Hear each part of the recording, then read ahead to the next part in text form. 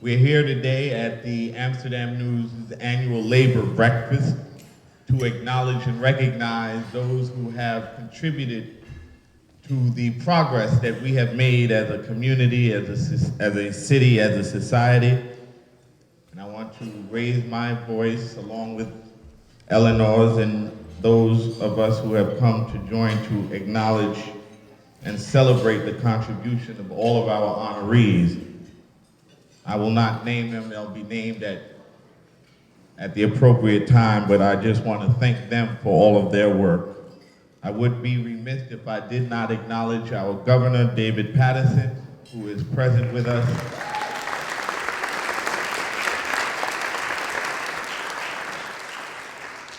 Our incoming Congressman, State Senator Adriano Espaillat,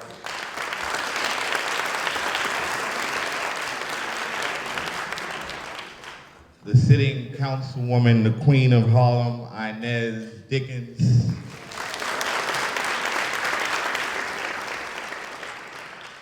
and representing the current governor, Andrew Cuomo, Alfonso David.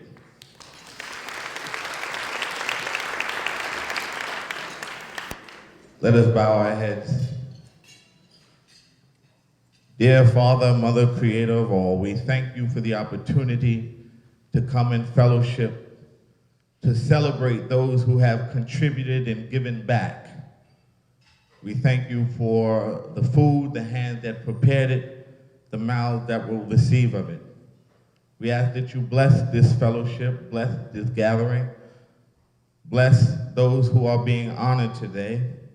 We ask that you prosper all that we put our hands and our hearts and our minds to accomplish in the pursuit of equality and justice. We ask that you forever look down upon our community with a merciful and blessful heart. Continue to guide us and to lead us and to not let us fall. In the precious name and pure blood of my Savior, Jesus Christ, I pray. Amen. I do apologize. I neglected to acknowledge our city council speaker. I don't know if I saw her earlier. She just left, but she was here with us.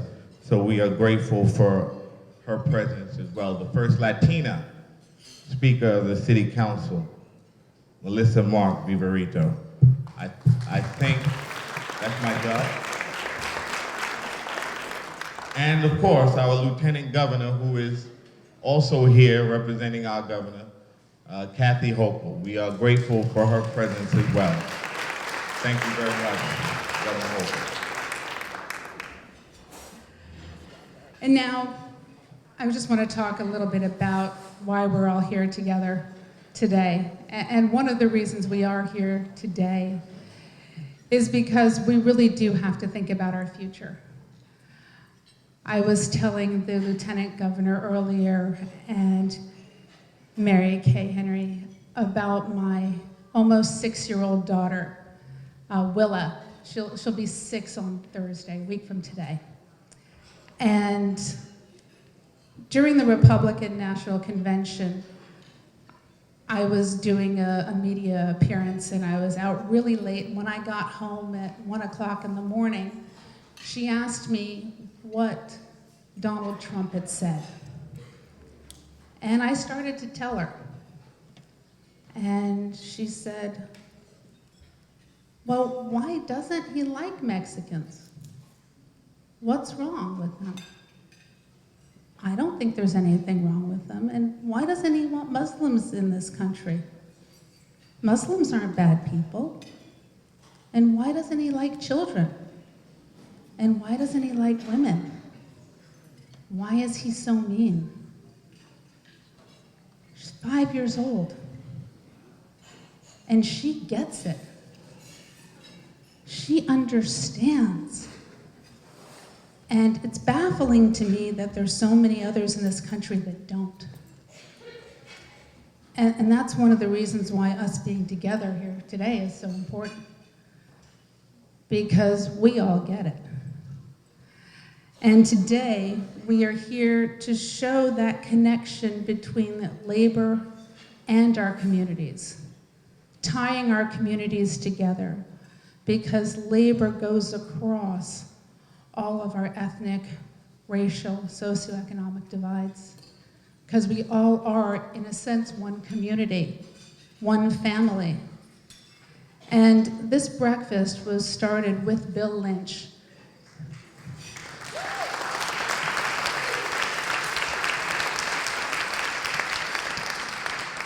Who to many of us was a godfather, a father, a brother, an uncle, a good friend.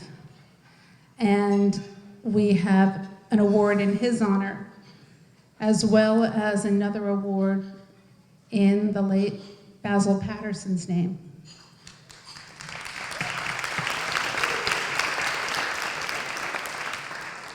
These men were a huge part of the struggle that we continue to fight every single day. Now, right now, I am going to bring up Alberto Grant Jr., who is a JFK terminal cleaner. He's been at JFK for almost 4 years, and he was instrumental in bringing the union in to JFK, and he's going to introduce to us Mary Kay Henry, the international president of SEIU, who will be getting the Tying Communities Together Award, and also giving us our keynote presentation. Alberto?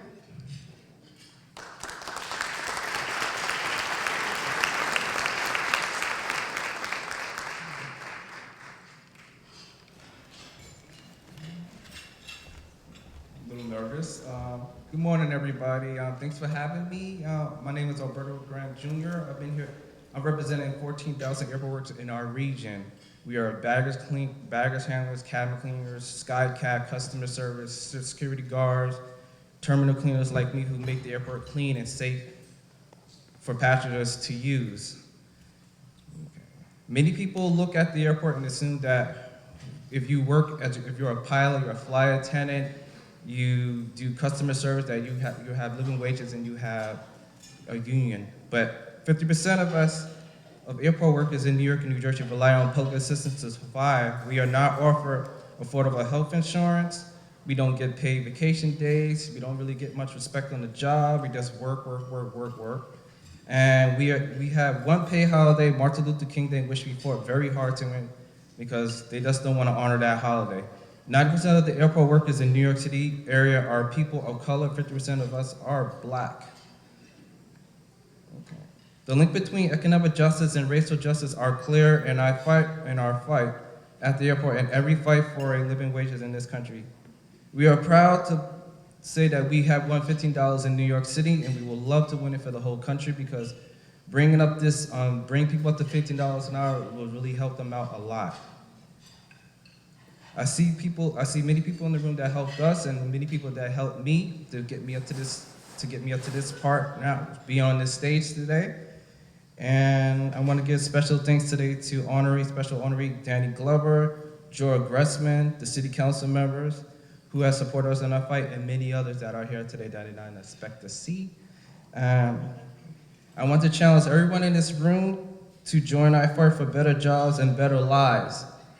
Because this is going to be the future of our people, especially the younger generation that is coming up. They don't know what's hitting them right now, that jobs are very scarce, but if you give these airport workers the best jobs, there'd be a secure area saying that, at least they can come to the airport knowing that they're gonna have paid jobs, benefits, and they don't have to worry about getting fired and getting treated disrespectfully.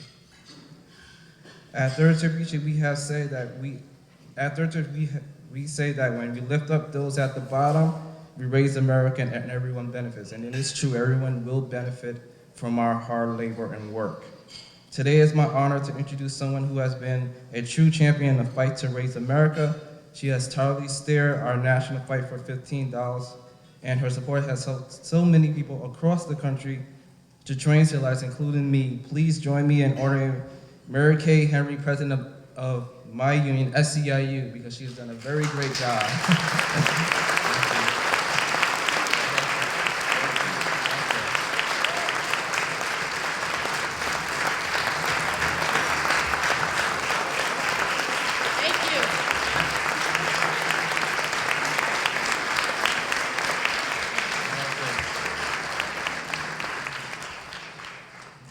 morning, sisters and brothers. I am so proud and humbled to stand before the labor leadership in New York and the incredible leadership of Eleanor Tatum at the Amsterdam News, who has been, we experience the Amsterdam News as truth tellers and a vital voice that is making the case about how the oppression targeted towards Black America in this country has to end once and for all, and at the same time shining a light on the incredible excellence in our community. And I'm proud on behalf of my brother George Gresham, Alberto, and the airport workers who are with him here, and the president of 32BJ here in New York, Hector Figueroa, to accept this award on behalf of our 2 million members who made it possible for me to stand before you today. Thank you so much for this incredible honor. And I want to do a shout out to the home care leaders from 1199 United Healthcare Workers East.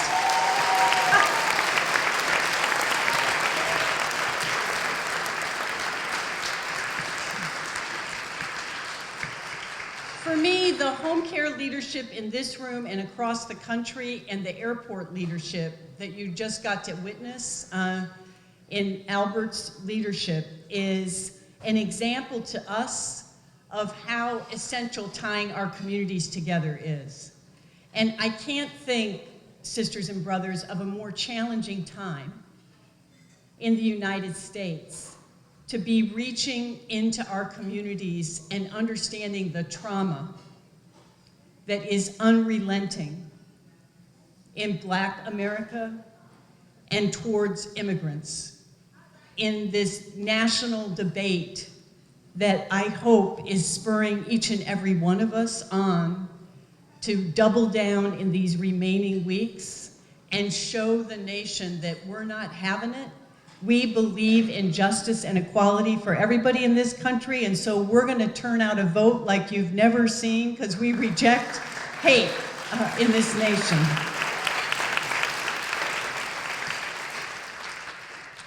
We gather at this event at that time, and we're reminded that even as we face deepening challenges and division, with the promise of reinvigorating and continuing to make progress lies with each and every one of us in this room, and with the fearlessness and courage of working people who are making a decision to join together and turn out the vote, and to join together and build a union so we can link the fights for racial and economic justice once and for all.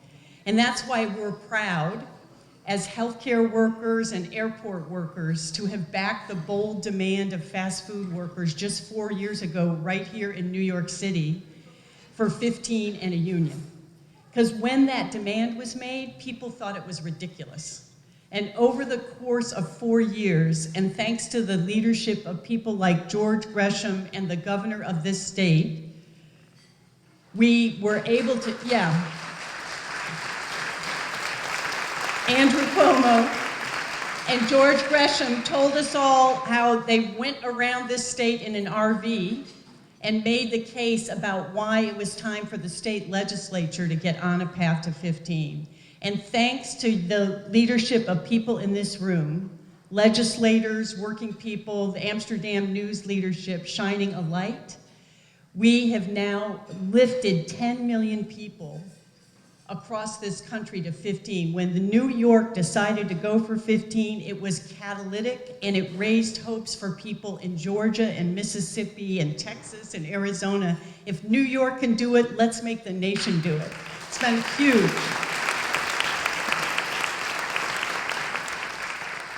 So when we think about the movement that we're building, we think about all the workers in the service and care sector, and I'm so proud to be joined with other parts of the labor movement here today, with the NYSNA leadership and AFSCME leadership and UFCW, District, RWDSU.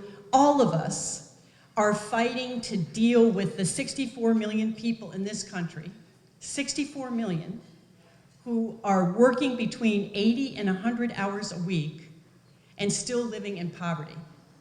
And the basic bargain that when you work hard for a living, you ought to be able to lead a decent life has been broken. And we, together with the community partners in this room, believe that when we join together, that we can win. And that is why we are so proud to accept this award today in tying communities together. But we know, based on our experience with home care workers in this country, that even when we raise wages for home care workers, we need to deal with the situation around that work that requires labor to link our fights with community. Home care workers were excluded from all the New Deal legislation that provided for Social Security and fair labor standards because of this nation's lasting legacy of slavery. And when the New Deal was made, Roosevelt had to bargain with Southern segregationists and exclude jobs that were done primarily by Black women at the time, domestic jobs, home care jobs, child care jobs, farm worker jobs. All those jobs have been excluded. And the labor movement over the course of these decades has started to raise wages. But at SEIU, in addition to our commitment to the fight for 15 and political power, we recommitted ourselves at our last convention to link the fight to end racial injustice with the fight to end economic justice once and for all.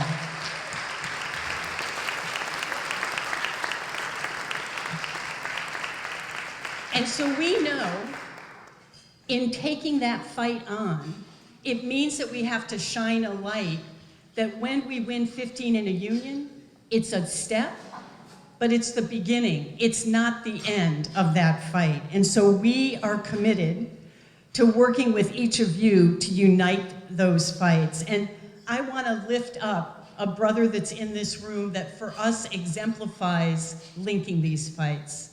And he's going to be honored later today, but an organizer called me and said, hey, you're going to be in the room with Danny Glover.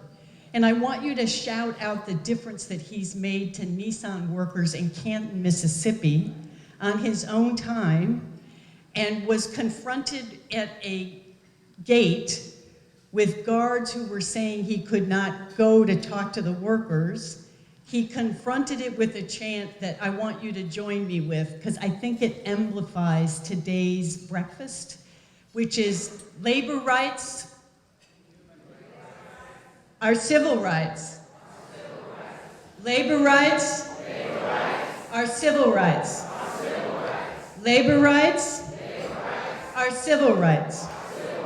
So sisters and brothers, I want you to imagine with me how we are going to grow a pulsating movement of working people joining together and linking arms with community and making it possible not just to end poverty wage work in this nation and raise wages for all working people, but also to end the lasting impact of slavery and the targeting of Black communities in this country once and for all, and rooting out all the legal, economic, and education structures that divide us, and that we want to use the 21st century labor movement to actually lift everybody and finally win racial and economic justice where we can all realize our God-given potential without any obstacles in anybody's way, and so that Eleanor's daughter, Willa, can realize the fullness of her promise like every child in this nation. And I am so blessed to be with all of you today to accept this award of tying communities together. And I want to shine this award back to all of the SEIU leaders in the room. If you would please stand, I want to accept it and honor all of the leaders in this room that have made it possible today. Go ahead, stand up, everybody's. Yeah.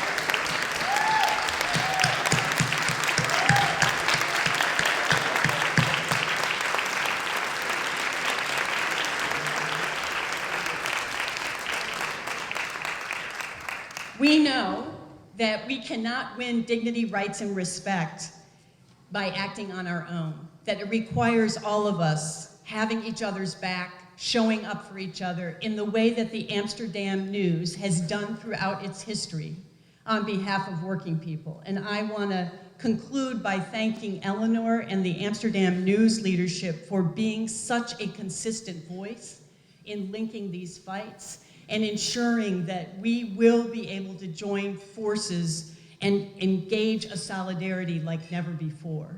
And may I close, sisters and brothers, by knowing that I'm looking at people that are spending weekends moving into Pennsylvania and New Hampshire to help us win in a few weeks, because we're going to elect champions up and down this ballot and insist that we can get on the road to a just society where all work is valued, every human being is respected, where every family and community gets a chance to thrive, and where we leave this world a better and more equal place for generations to come. Thank you all very much for this great honor.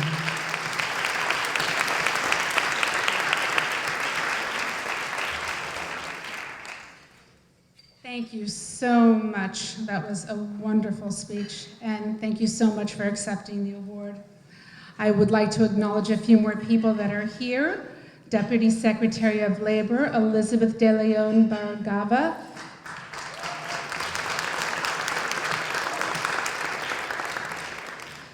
Has joined us, as well as Inez Dickens, and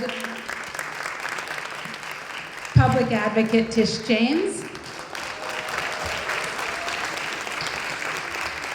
City Controller Scott Stringer. Have I missed anyone that has joined us in the last few minutes? Okay, good. So next we have greetings from a very special person, our Lieutenant Governor, Kathy Hochul, who has been a great friend to Labor and a big supporter. Please join us, Lieutenant Governor.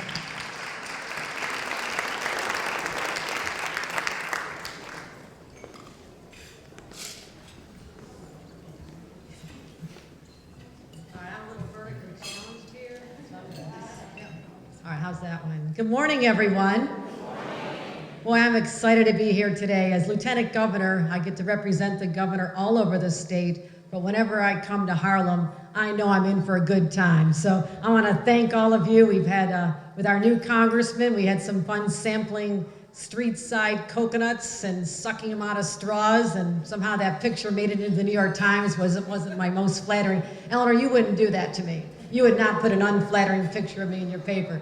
And also, Inez assures me she's going to introduce me, expand my culinary exploits in Harlem and get me out of Sylvia's. But don't tell my friends at Sylvia's, okay? I'll actually have to eat a little bit more to make up for that. And I look at Senator Rivera, who actually introduced me to my first beer in the Bronx. I said I owe him a beer in Buffalo. So, and Tish James. Tish, thank you for being there, particularly when we launched our initiative to commemorate the 100th anniversary of women's right to vote. You gave a powerful speech that is still with me today. So I'm going to get in trouble if I don't mention all these great people. But David Patterson, who taught me all the ins and outs of being a great lieutenant governor. He has his own stories to tell. But it was an honor. It was truly an honor to work with you as our governor when I was over in the other side of the state. And your legacy truly endures, as does that of your father. So my friends in labor, I love you guys. You were there for me at the very beginning. No, thank you from the bottom of my heart.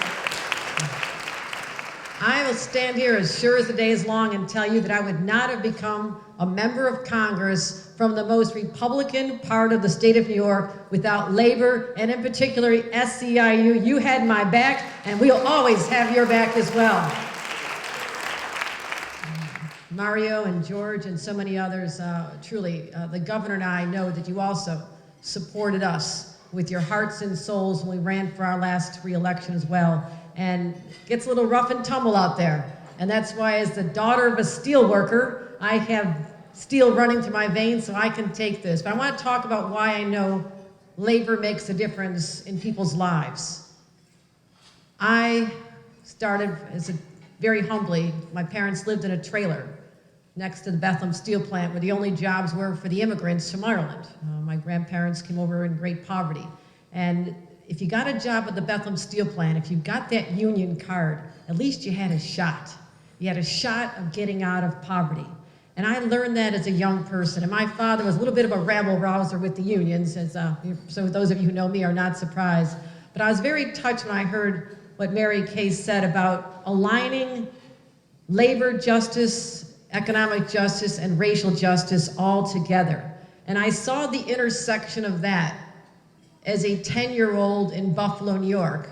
When my parents finally got out of the trailer, we lived in what was, all we had was segregated communities. It was a poorer community, but it was an all-white community.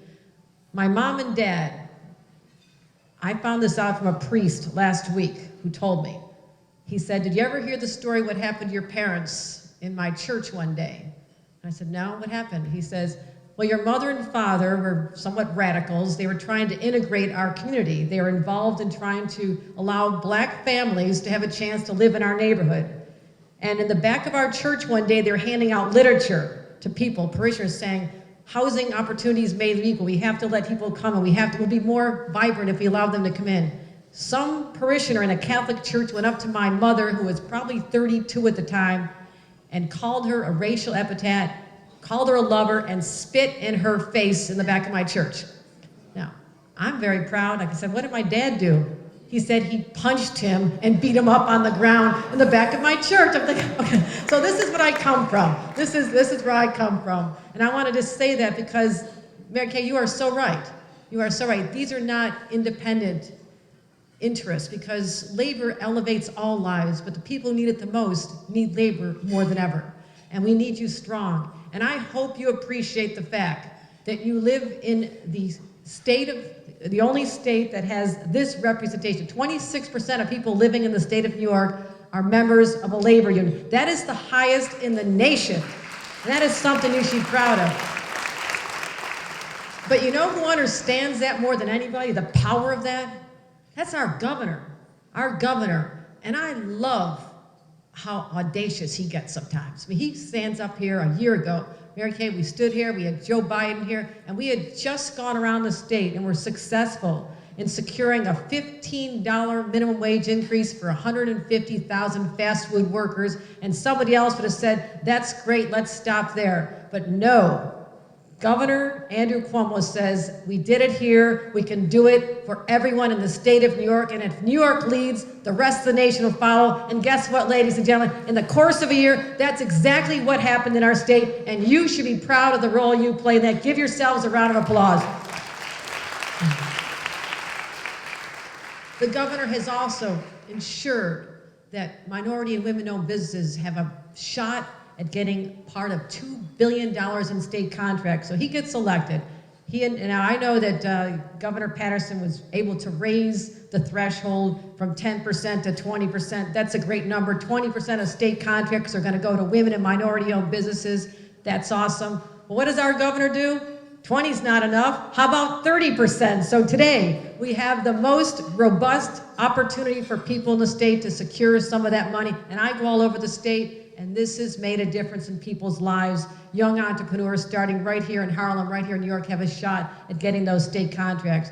There's also exploited workers all over the state. This is heartbreaking to know what goes on in these areas, whether it's the nail workers and other places. The governor formed task force. He's ferreting out. He's making sure that employers don't get away with not paying the employees properly. So we are on a mission here, ladies and gentlemen. This governor will not stop until the rights of everyone are secured, that we stand together with labor, and I hope you appreciate that, because there's 49 other states that do not have that kind of leadership. We have it here right in New York State, and I'm so proud to be our governor's partner going all over the state, but we cannot do it alone. We are not done. We got to continue fighting, and our governor, who I sat with at the debate the other night, we were almost in the front row watching Hillary Clinton. I know some of you were there, and how proud we are, and I thought about what you said about your daughter. And what kind of country is this where a 5-year-old is afraid of who might be our president? I was a 5-year-old when John F. Kennedy was our president. Yes, I'm that old, but I was a 5-year-old. And I never lived in fear. I didn't live in fear. I rejoiced in that. And that's the kind of country that I want my kids and grandkids to be raised in, a place we're proud and not embarrassed. And we're gonna get there because, as we said, you leave here, you get on those phones, you get out there and do what you do best. You are the best in the whole country in organizing and supporting our candidates. Our governor wants to make sure that he can work with a great partner in Hillary Clinton in Washington, D.C. I do. Do it for yourselves, do it for our country, but more than anything, do it for our grandchildren. Thank you very much.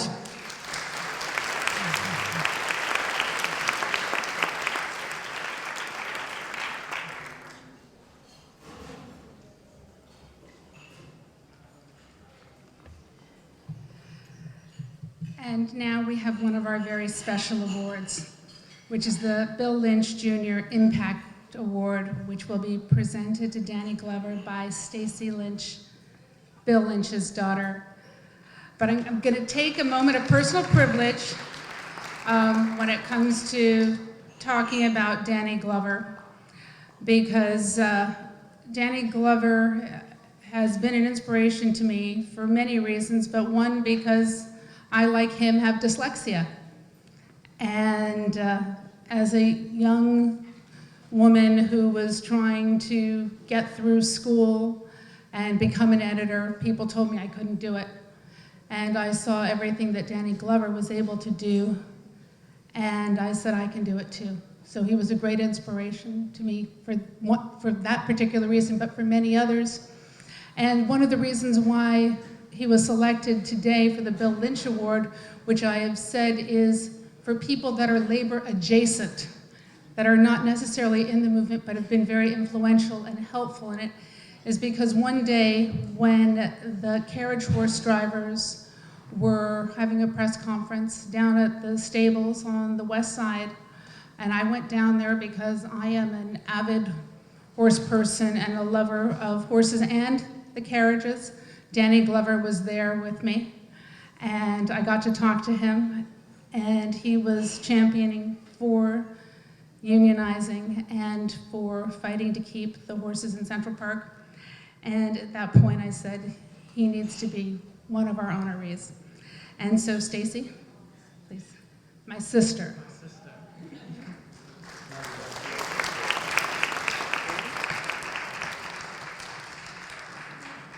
Good morning, everyone. Mr. Glover, if you don't mind, I'd like to personalize this presentation a little bit. Any opportunity I get to talk about my dad, I take that opportunity with full arms.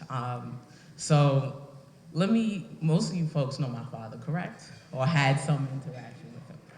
So, you know he was a special man, special. When I was 14 years old, I did something that I thought was incredible. And my father said to me, you know, I thought I would get accolades, acknowledgments. My father said to me, what do you expect? That everyone will, you know, be excited about all the work that you do or give you accolades for everything, particularly important work. And you know, that was a lesson that I guess as I grew into adulthood, I learned that people will not always acknowledge the important work that you do in life. And for you, Mr. Glover, I feel that folks have not acknowledged some of the important work that you have done in your life. So on behalf of my family, it's with great honor and privilege that I present the Bill Lynch Award.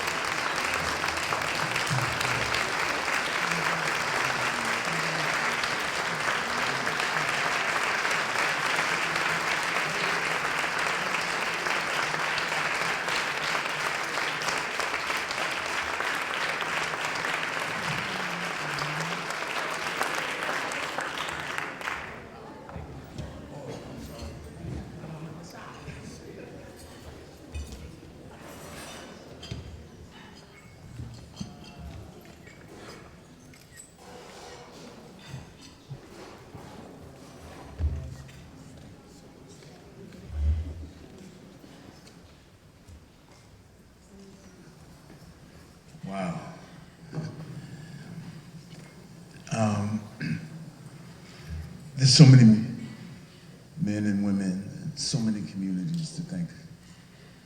But I want to, first of all, thank this young couple who came to the United States Postal Service in 1948. And at an extraordinary moment in this country's history, and evolved as not only wonderful parents, but also committed union workers, my mother and father, James and Carrie Glover. First of all, Eduardo Galeano, the great Uruguayan poet, writer, once said that we're not simply the collection of our atoms that make up, but we are also the collection, more importantly, of our stories that connect us. And I tell you, over the last years, and I can't count them now, that I've had the opportunity to visit the workplace of working people, to walk with them, to smile with them, to embrace them as we embraced each other, and our commitment to justice. That is the combination of my stories. Mother's Day, just before Mother's Day, with SEIU, George Gresham, we and Mary Kay as well, we were in Baltimore in support of low-wage workers at Johns Hopkins' birthday. John Hopkins Hospital, excuse me. The moment when Cleola Brown had asked me to sign a letter in behalf of Hugo Boss workers in Brooklyn, Ohio, right outside of Cleveland. They were going to shut down the plant, ship the jobs out, outsource those jobs. She asked me to write a letter to the Academy. No one wore Hugo Boss clothing at the Academy Awards. Bruce Rayner and I met with these courageous, primarily women of color, immigrants, families. We met with them in the cafeteria, and they inspired us because they wanted to keep the fight going. They did not certainly want to stop there, but to keep the fight going. Dennis Kucinich came on board, the governor came on board, and that shop is open now, making clothes, and those men and women have union contracts. Those are the stories. I was celebrating my 60th birthday a decade ago with workers, laundry workers in Chicago at their convention. Or recently, watching the extraordinary maturation and growth of auto workers in Canton, Mississippi. Canton, Mississippi is not too far from Philadelphia, Mississippi, and the stories we know about Mississippi. Watch these men and women become the architects of their own rescue.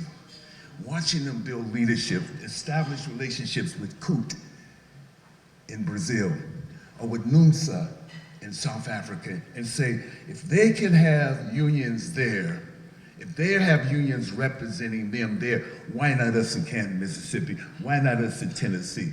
And to be with them in that fight and to walk with them in the fight. Those are the stories that bring me here today.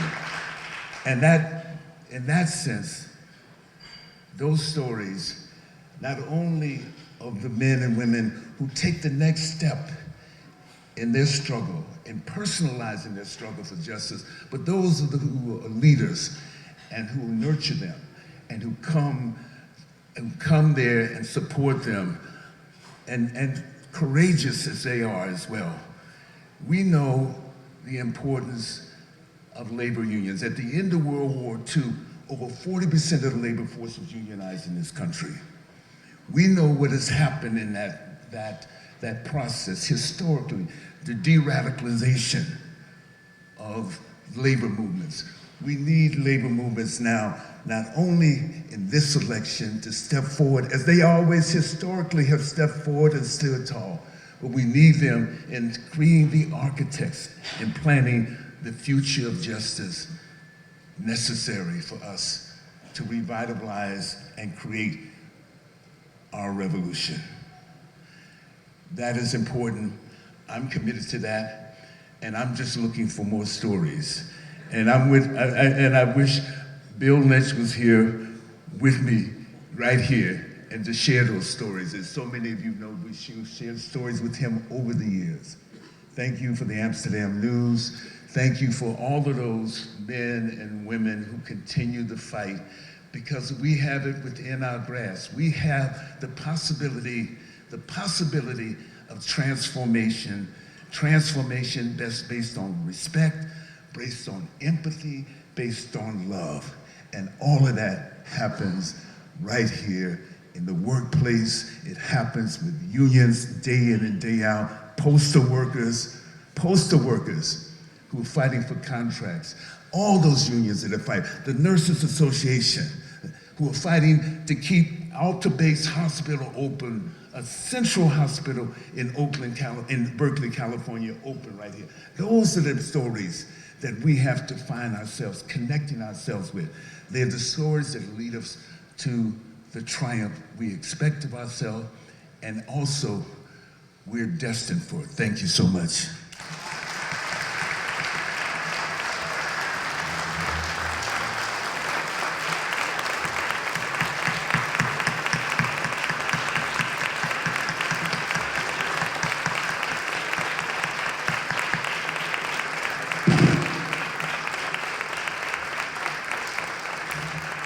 Thank you so much, Mr. Glover.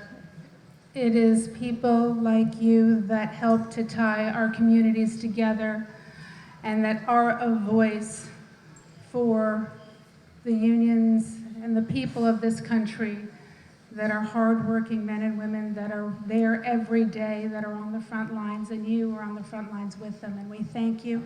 And we thank you so much for coming all the way from California just to be here with us this morning. We really appreciate it. And I think we could all sit here and hear your stories all day long, because you have so much to share and your stories are so rich. And you know, we love you. We love you. Let's give them another round of applause.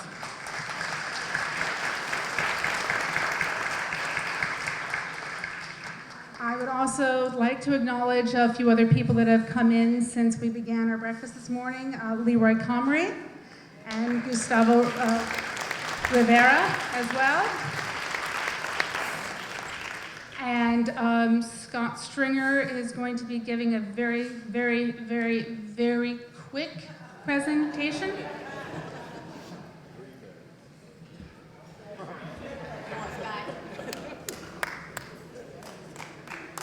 Thank you. Please, no applause. You're messing with my seconds. I want to just present a proclamation to the Amsterdam News and Bill Lynch Associated Networks. And in the 20 seconds I have, I want to just say to Ellie and to Governor Patterson and to Stacy, I just want to say that for me, I had the honor of having a front row seat to Bill Lynch and Mr. Tatum and to Basil Patterson, and it shaped my thinking and my judgment, as they have for everyone in this room. And I'm so glad that we continue this breakfast. It's our obligation, it's our privilege, and it's our honor. And I just want to thank everybody for continuing something. May the next generation be as good as the generation who lifted us up. Thank you.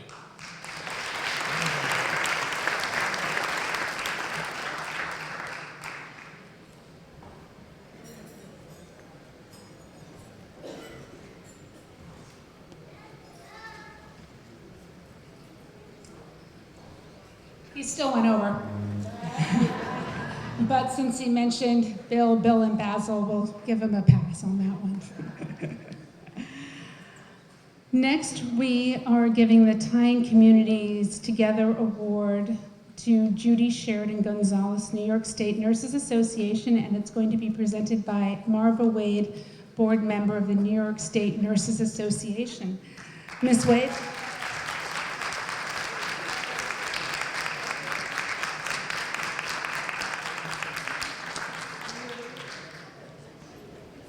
This room. I'm honored to be here. Good morning, everybody. Good morning, brothers and sisters. I need these now.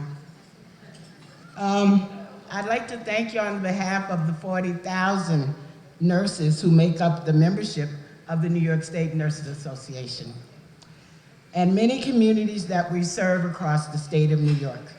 I am Marva Wade. I'm the first vice president of New York State Nurses Association and a registered nurse, now retired from Mount Sinai Hospital after 46 and a half years of service. I have to tell you that the first 6 of those years, you know, I was a proud member of 1199. And whenever I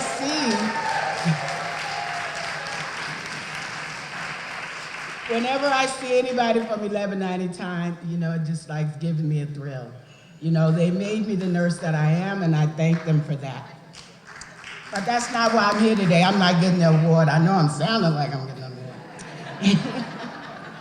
I'd like to tell you about the president of the New York State Nurses Association, Judy Sheridan Gonzalez. Judy has worked as a registered nurse in the emergency room at Montefiore Hospital in the Bronx for more than 30 years.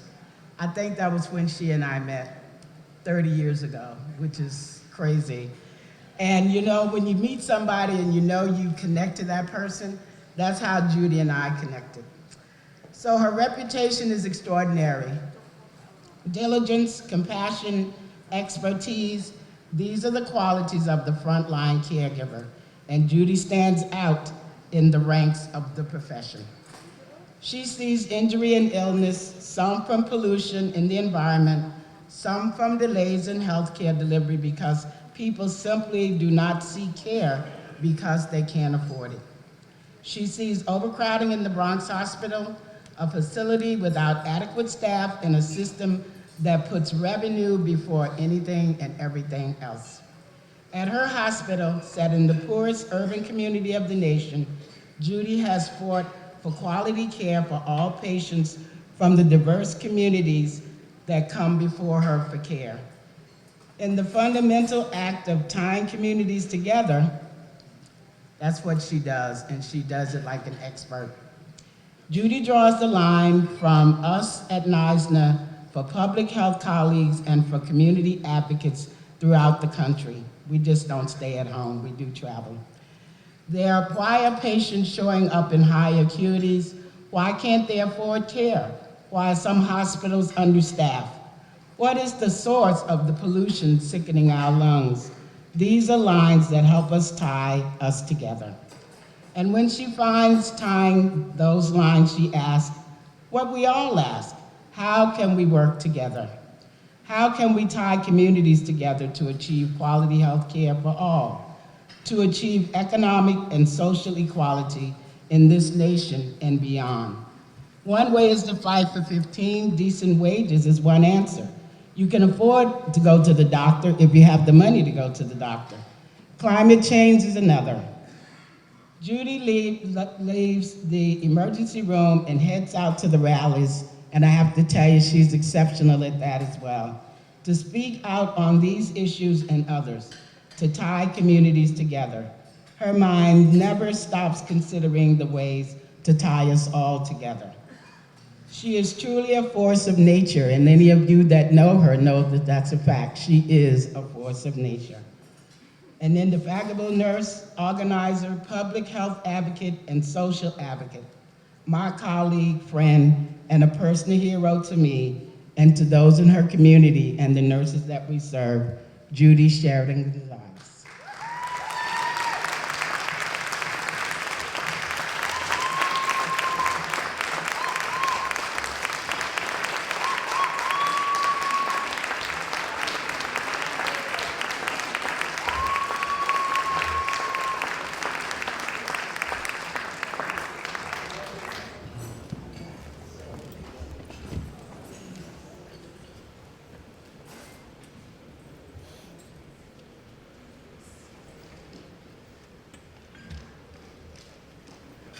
I thought it would be hard to follow Danny Glover, but it's harder to follow Marva.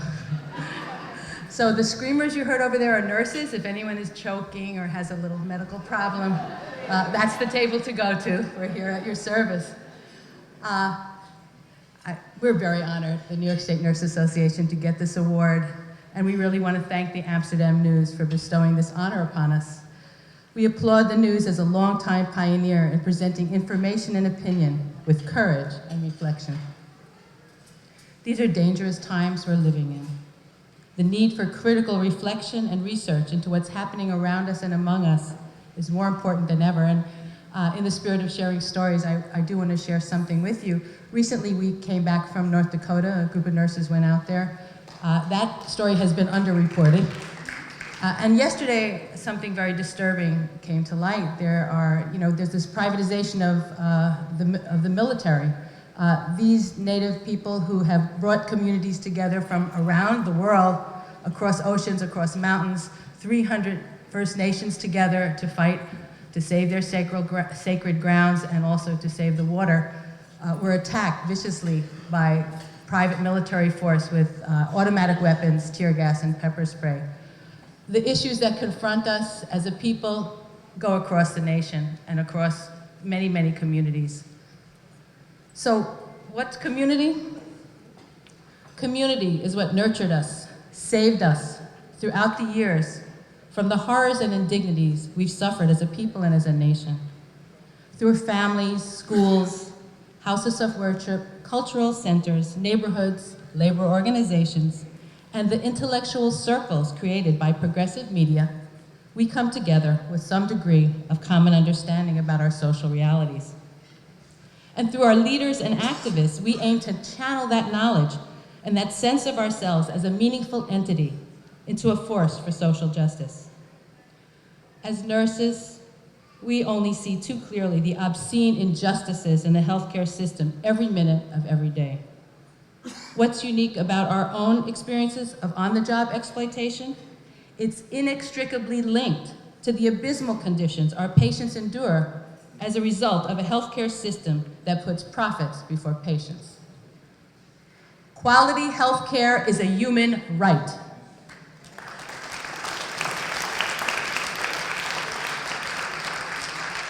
It's not a privilege for the mega-rich 1%, the well-connected and the super-insured. The craft of our profession is linked at the umbilical cord to the well-being of the people who receive our care, all of the people. So we understand that our union can't restrict itself to the fight for a decent contract alone, but has a moral obligation to fight for the dignity and welfare of an entire community. The World Health Organization defined health as, quote, a state of complete physical, mental, and social well-being, and not merely absence of disease or infirmity. That statement, drafted by a young United Nations over 60 years ago, when the winds of optimism were engulfing the world, they still ring true. So if we're unemployed, or we're living in poverty, or substandard housing, victimized by the ravages of climate change and environmental hazards, which target communities of color with special zeal, if our children attend inferior schools, or our youth is incarcerated instead of educated, well, we can't be healthy, can we? The solutions we face as a nation to the problems won't be found in the jingoistic rant of demagogues that dominate the airwaves, but in the coming together of our people, united in our common struggles for equality and decency in our nation and our world. What ties our communities together is our commitment to struggle and our very humanity as a people. Y esta lucha continúa para siempre. Venceremos. Gracias. Thank you.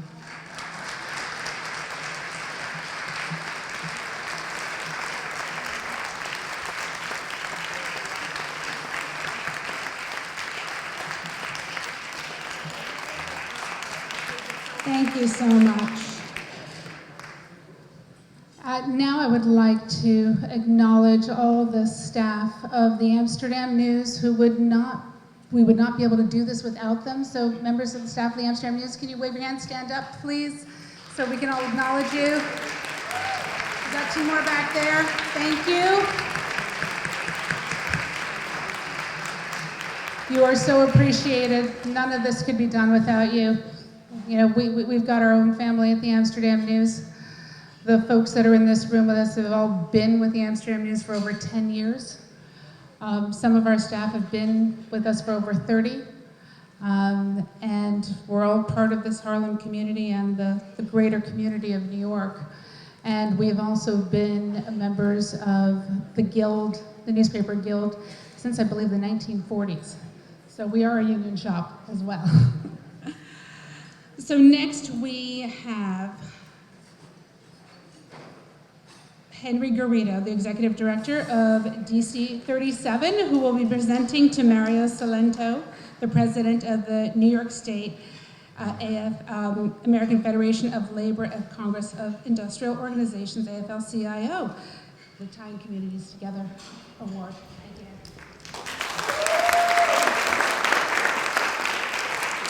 Thank you and good morning.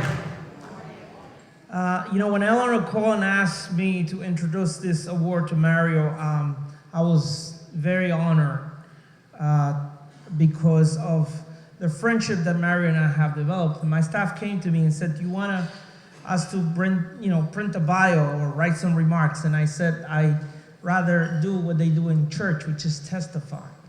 So today I'm here to testify on behalf of our brother Mario Salento.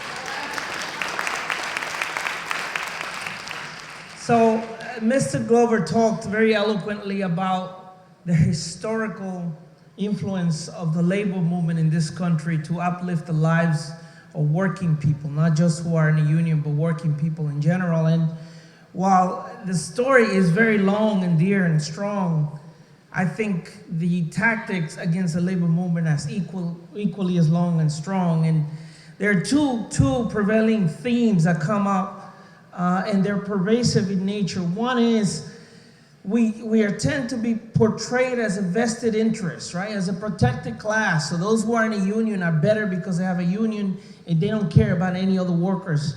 And the second is the old divide and conquer, right? So among labor and community, we must divide public and private sector. We must divide community and labor. We must, divide police and community and all the stuff that happens. And that formula is used over and over again. Here in New York, we have a different mentality, and so I'm glad to be able to introduce a leader who understands that. Yes, New York has the highest labor density in the country. Yes, we have one of the strongest labor laws that any of the states, but what good are we if we're not able to promote the interests not just of those who are represented by a union, but all workers in general? All workers in general. So a year ago when I came to this podium and I talked about the 5 for 15 and the fact that it just didn't affect the thousands of workers America was talking about, there were public sector employees, school crossing guards and people in CUNY and people working in cafeterias who were not just working for McDonald's, but actually feeding the kids or the nation's children in the school system were not making $10 an hour, let alone 15. I'm happy to say that a year later, that fight, led with the help by Mario, is now, it's not over, but we now have a 5 for 15 for public sector employees as well as private sector employees in New York.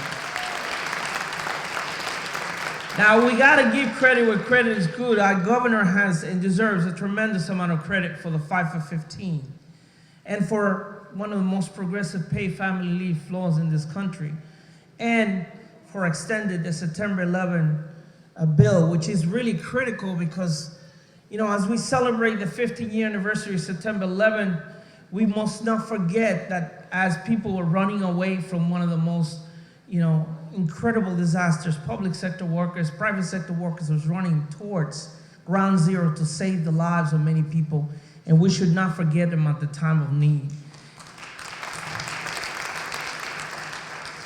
Mario Salento led the fight for all those three things. So as much credit as the governor deserves for championing those issues, it was the head of the labor movement here in New York, both public and private, who led that fight to remind the governor of the responsibility of the state to care for its workers.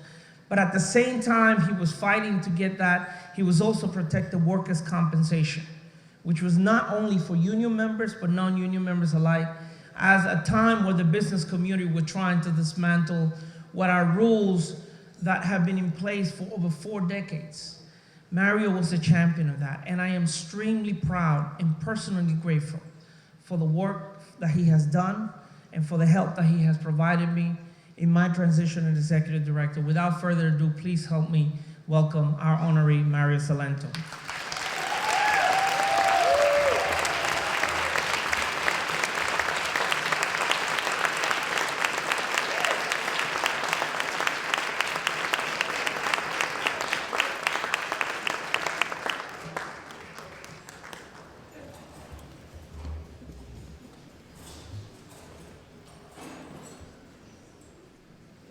Thank you, Henry.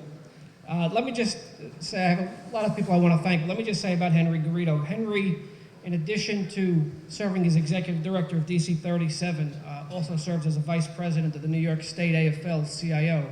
So that means he already has a 24-hour-a-day-a-week, 7-day-a-week job, but he finds the time to serve as a vice president. And what that means is he helps us to chart a course for the future of the labor movement in this state, the legislative and political priorities, the grassroots and public relations campaigns. And let me just say this, Henry Garrido is one of the most innovative and thoughtful labor leaders we have, not only in this city, but in this state and in this country. And Henry, we are a stronger movement because of everything that you do each and every day. And it's not just the 2.5 million members of the state AFL-CIO, it is all working men and women who owe you a profound debt of thanks for what you do each and every day of your life. Brothers and sisters, please, let us hear it for Henry and what he does every single day.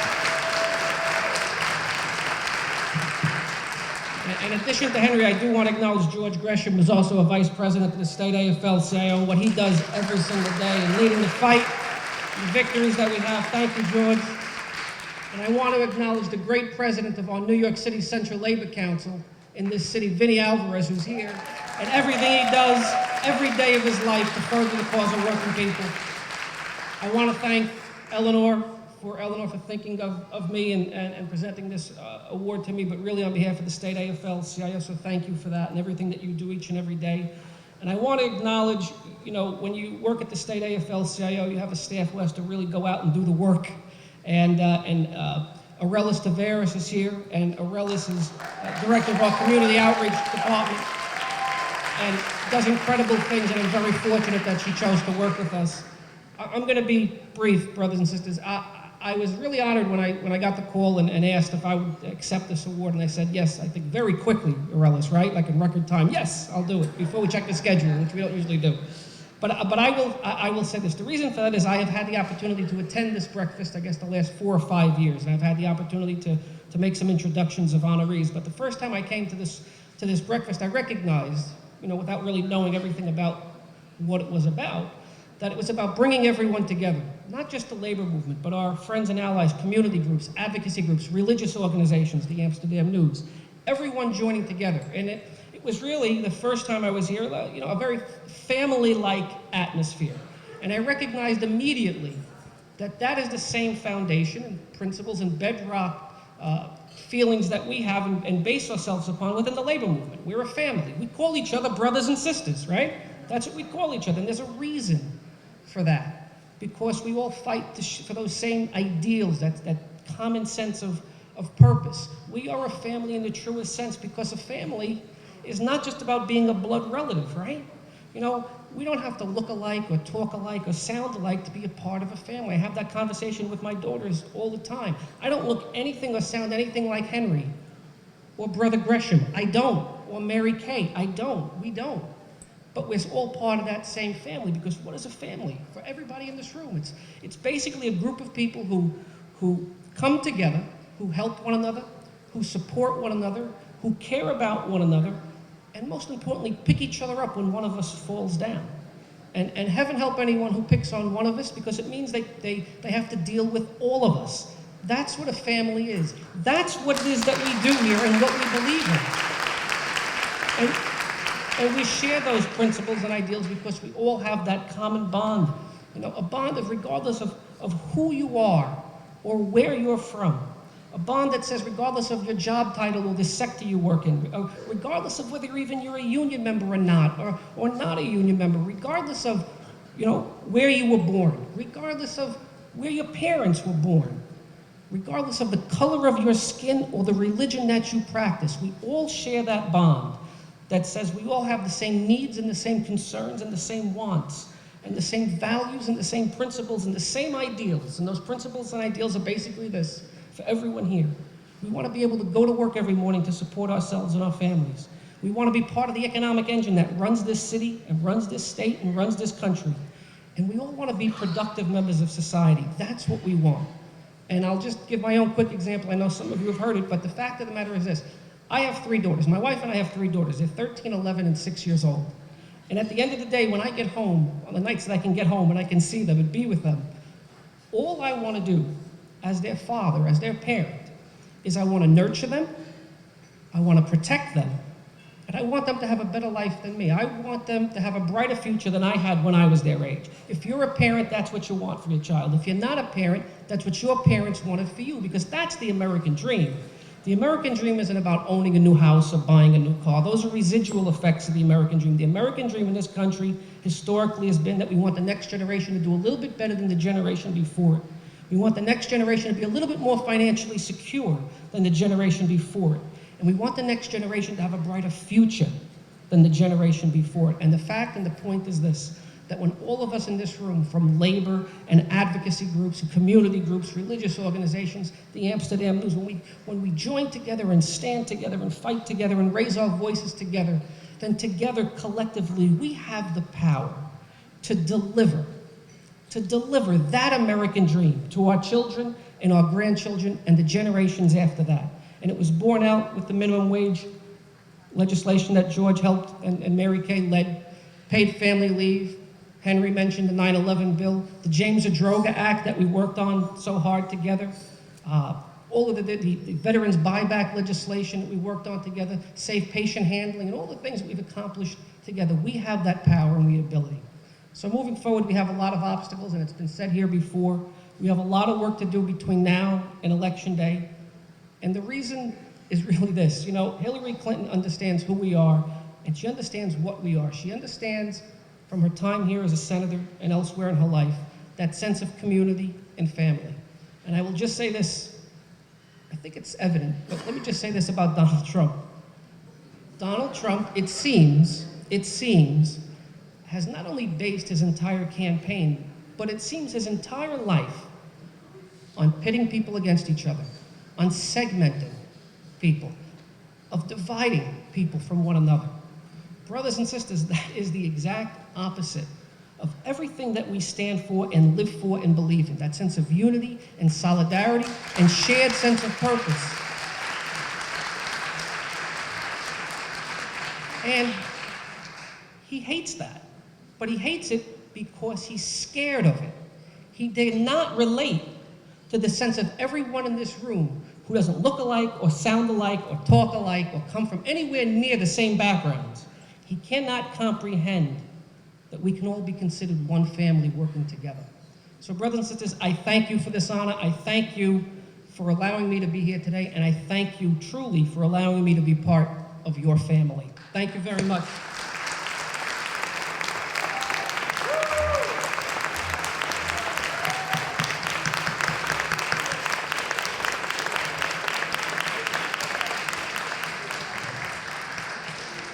So now I'm going to bring up Governor David Patterson to present the Basil Patterson Award.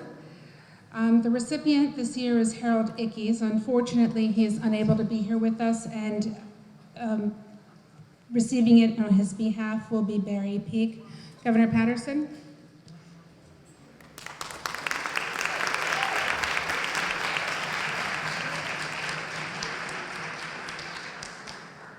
Good morning. The first time the Amsterdam News, and I've never heard of any publication ever doing anything like this, had this labor breakfast, I came to the breakfast with Bill Lynch and Basil Patterson. And as much as I miss both of them now, and it's hard to talk about both of them without becoming emotional, I wonder if, in a way, God spared them from this presidential election. Now, when Mario was just talking, he said something that was just so profound that it really needs to be repeated over and over again. This country founded itself on these great principles and contradicted them at the same time. This is what Basil Patterson called the schizophrenia of America. I once said to him, what you're actually describing, Dad, is not schizophrenia, it's multiple personality. He continued to say, the schizophrenia of America. And that is riddled through American history. And Mary Kay pointed out one of the situations where President Roosevelt actually had to leave out the domestic workers when he was trying to create a labor standard for this country, because the Southern senators and Congress members wanted to continue the quasi-slavery that was going on in this country. In another example, in 1938, the president signed the Fair Labor Standards Act, but that act was not fair to everybody because disabled people were left out of it. As a matter of fact, they created what they called the sub-minimum wage. It was 50% of the minimum wage that was established in 1938. But that wasn't enough for these people. In the 50s, they cut it to 25%. In the 60s, they cut it totally. Technically, a disabled person doesn't have to be paid anything. And there are organizations, some of them right here in Harlem, who pay people as little as 22 cents an hour for their labor. And this is going on in this country right now, and nobody seems to want to do anything about it. Another thing that's going on that I noticed none of the 17 Republican candidates mentioned in their big debates that they had, the children's table and the grown-up children's table, nor did the 5 Democratic candidates. I never heard one of them mention this problem, and it's the issue that is going to kill the labor force in this country if we don't start organizing and doing something about it. It is the affects of artificial intelligence. It's the use of technology to get rid of jobs. There is a report that's going to come out very soon that by 2040, 25% of adult males will be unemployed. And you know who most of them will be. So it was the elephant in the room during the Verizon strike. That's what it was all about. Verizon told their workers, you have to move within 2 weeks wherever we send you, or we're going to fire you, because they don't need that many employees anymore. It's what's at the crux of the Wells Fargo situation going on right now. And that is that artificial intelligence is going to do to white-collar jobs what automation did to blue-collar jobs 75 to 100 years ago. And for some reason, nobody wants to talk about this. It is going to remove 10 million jobs from our economy in the next 11 years. So I think that all of us have got to get together and talk about how we're going to address this. One way is to shorten the work week. Then more people could work. Now, what was I up here for again? Oh, yeah. One of the greatest men in this city is being honored by the Amsterdam News and this labor breakfast today, and his name is Harold Ickes. Harold Ickes was once chief of staff at the White House to President Bill Clinton.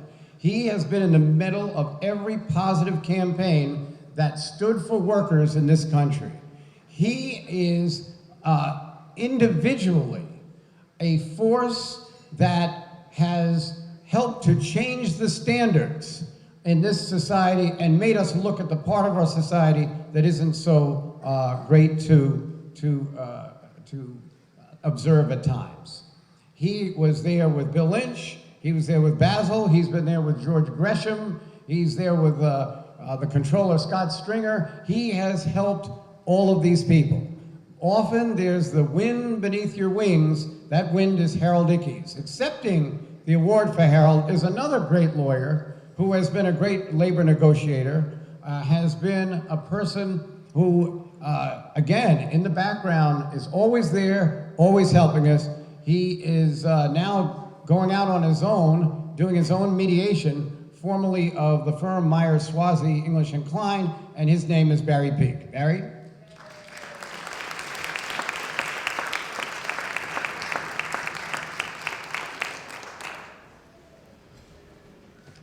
Well, thank everyone. Obviously, I'm not Harold Ickes. Basil always used to tell me, if you can't say it in 90 seconds, don't say it, but I'm gonna go over.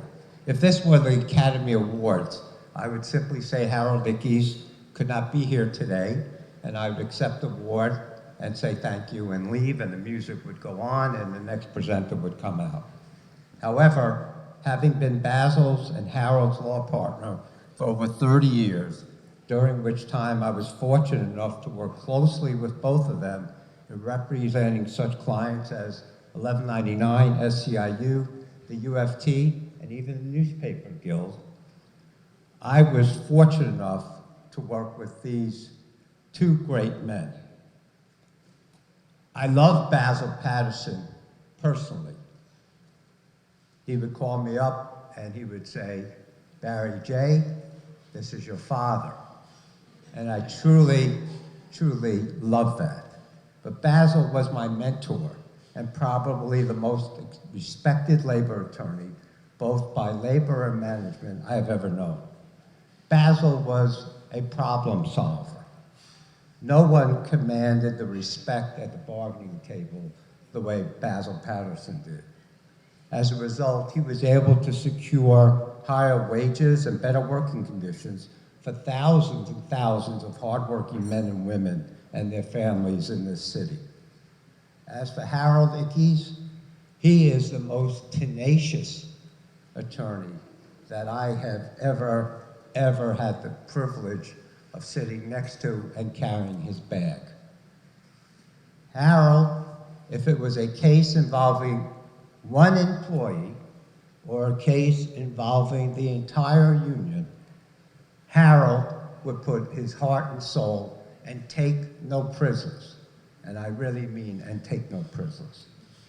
His tenacity and dedication to working class families is exhibited in every aspect of Harold's life, including his political life. Basil and Harold, if you knew both of them, you know that they have such different styles, but they had a great respect and love for one another. Both of these great men dedicated much of their professional lives to the labor movement, and we are all thankful for their service. Harold summed it up best in part of his eulogy for Basil when he said, "We lost a prince." And that's how we all felt about Basil Patterson. So I know receiving this award in the name of Basil A. Patterson is a special honor for Harold, and on his behalf, I sincerely thank you. Thanks very much.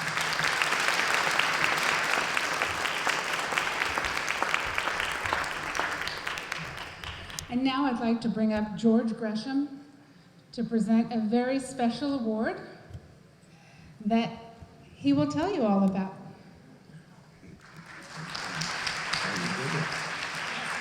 Yes. Thank you. Good morning. Thank you. Good morning. Thank you. Thank you. Thank you. Please be seated. I know this is confusing a lot of people because they saw my name as one of the honorees of today, particularly a lot of folks in 1199. But this just goes to prove, despite being the great newspaper that it is, that sometimes what happens in 1199 and the Amsterdam News stays in 1199 and the Amsterdam News.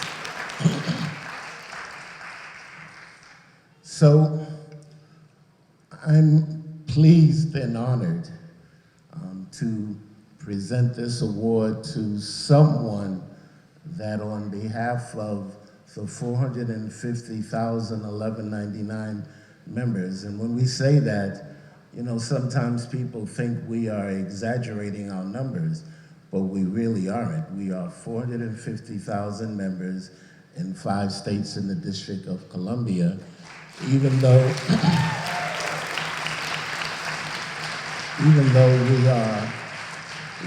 we are a local union, we are the largest local union in the country. And in order to give the members the representation that they deserve, it takes a lot of us to do that. There is no one person.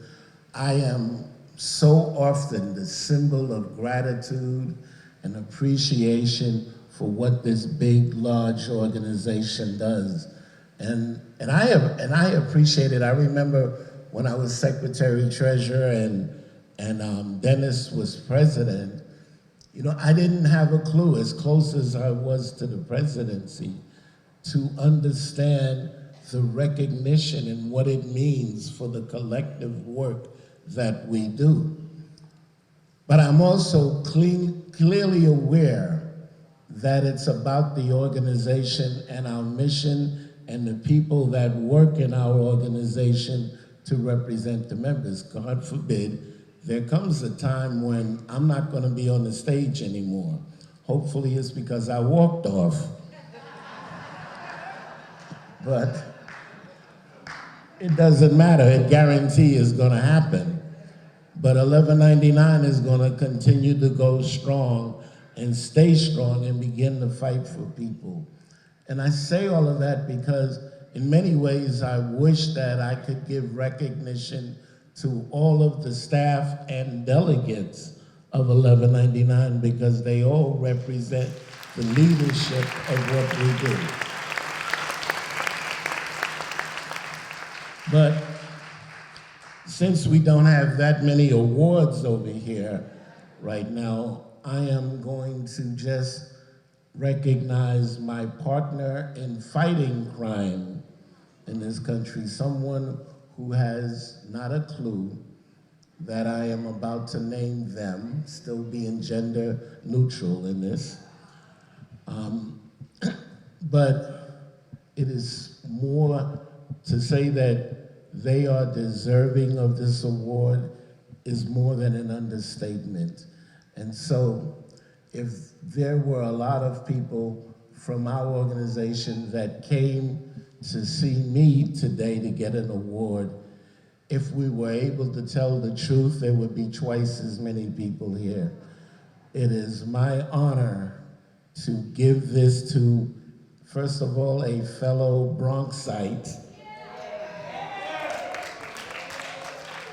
Now it's getting closer. Now I'm pretty sure they know that they've been bamboozled, hoodwinked, but in the most positive way.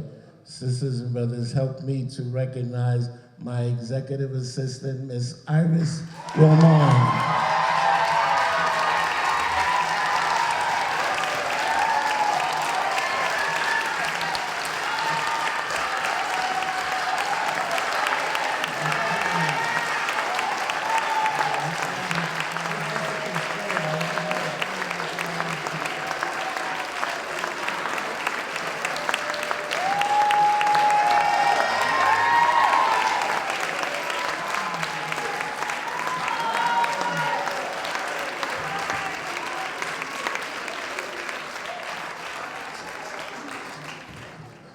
Oh my God, this is a real surprise. But I want to tell y'all that I only got this surprise because I'm the only one that listens to George's stories in the office. George has, you're talking about stories. George has a million stories. You think Danny Glover has stories. You should see George's stories.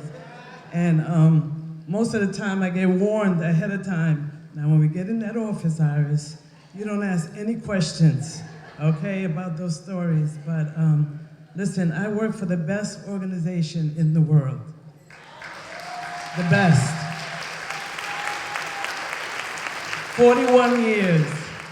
41 years so far, but I love it. And you can't have a better president and better leaders than you have in 1199. Thank you. On behalf of the 450,000 members, thank you.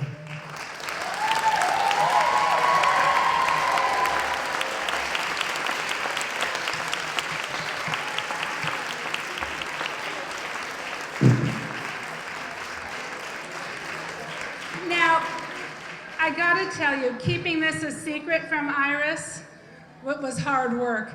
Now, those of you who knew about this, raise your hands.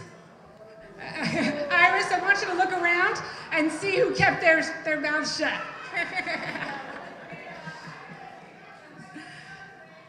So this was a conspiracy, so I just want you to know that, and we love you. Thank you all so much for being here. With that, I'm going to ask Public Advocate Tish James to close out the program today. Tish.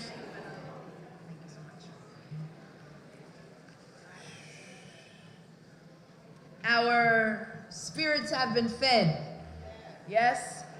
And I want to thank the Amsterdam News and the Bill Lynch Associates for hosting all of us today. And I want to thank all of our honorees, Danny Glover, Mario Salento, and Judy Sheridan Gonzalez. Family, this past week, we celebrated the opening of the first African American museum on the Washington Mall in Washington, D.C. It's a story of the Black experience, from pain to progress, and it mirrors the story of the labor movement. And it is that progress that must continue as we move forward in the next 40 days to elect Hillary Clinton as the President of these United States, right? Because, family, you know it well that this really boils down to 3 words: the Supreme Court. Let me say that again. It comes down to 3 words: the Supreme Court. Why do I say that? 1, because the woman's right to choose is under attack, the right of privacy. Because it's about citizens united in making sure that we get money interest out of our body politic. It's about the Voting Rights Act and how states have suppressed the basic and fundamental right to vote. It's about making sure that we have gun control, responsible gun control, because too many white, Black, and Latino children are losing their lives, and yes, all of their lives matter. But most importantly, it's about the right to organize, which is under attack in this country. And it is because of this movement, it has given rise and support to the middle class. It is because of this movement, of the labor movement, that New York became the 2nd state in this country to raise the minimum wage. It is because of the labor movement that the civil rights and women's rights are cemented in law. It is because of this movement that we will continue to keep our families and our communities strong. It is because of this movement that we will get clean water for children in Flint, Michigan. It is because of this movement that we will get septic tanks for those individuals in Alabama. It is because of this movement that we will stand up for indigenous communities in North Dakota. And it is because of this community that we will stand up for the disabled community, Governor Patterson. It is because of this movement that our work is far from over, and that all of us must leave here today because our rights are under attack. And labor, when our rights are under attack, what do? We stand up and do what? So let us leave here this morning with our stomachs filled, our minds filled, our spirits filled. Let's leave this morning understanding that in 40 days, we've got a lot of work to do to continue the progress of Barack Obama and make sure that the labor movement remains intact. Enjoy your day. God bless you, and thank you.